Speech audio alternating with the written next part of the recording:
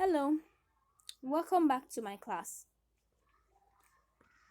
This is the third unit of this topic, and in this unit, we'll be discussing the third grammatical function of the noun phrase, which is as the object of the preposition. The object of the preposition is the noun that comes immediately after a preposition in a sentence. Remember, an object will always be a noun.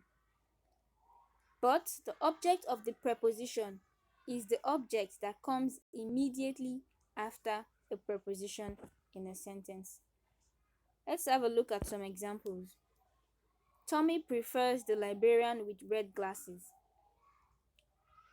This very example was used in Unit 2 when I was talking about the object of the verb. And in that example, the object of the verb was the librarian. So according to that structure, the subject here is Tommy, the verb here is prefers. Now the direct object is the librarian. But hold on, looks like there's another object in this sentence, and that is where the object of the preposition comes in.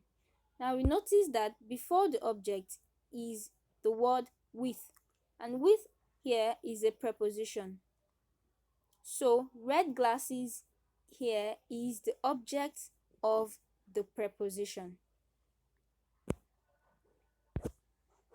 So the preposition is with and our object is red glasses.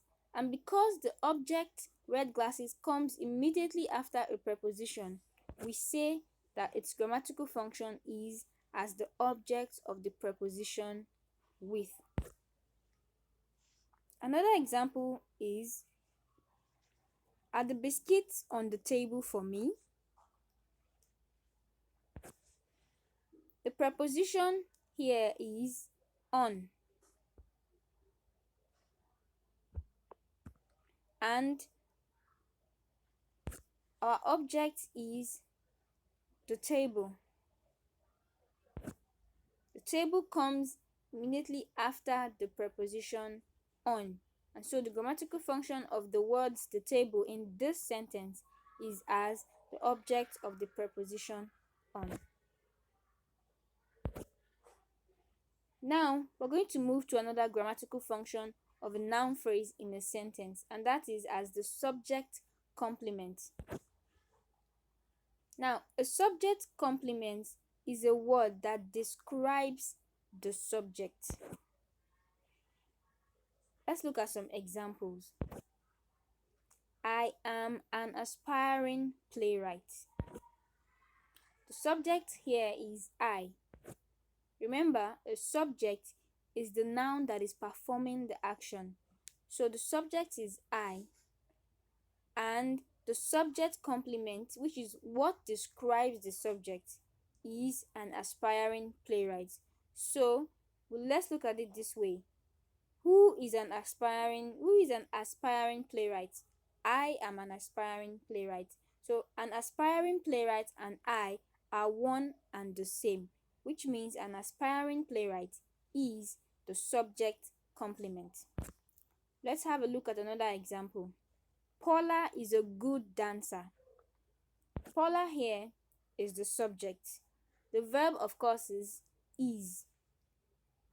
Now, a good dancer is the subject complement because it is referring back to Paula. Paula and a good dancer are one and the same person. Don't get this confused with object, because the object is always a different noun entirely, but the subject complement is going to be the same noun describing the same person or the same thing. So the subject complement for this example is a good dancer.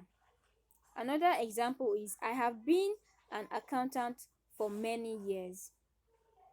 The grammatical function here is an accountant for many years, which is as the subject of the complement, because I am also the person who has been an accountant.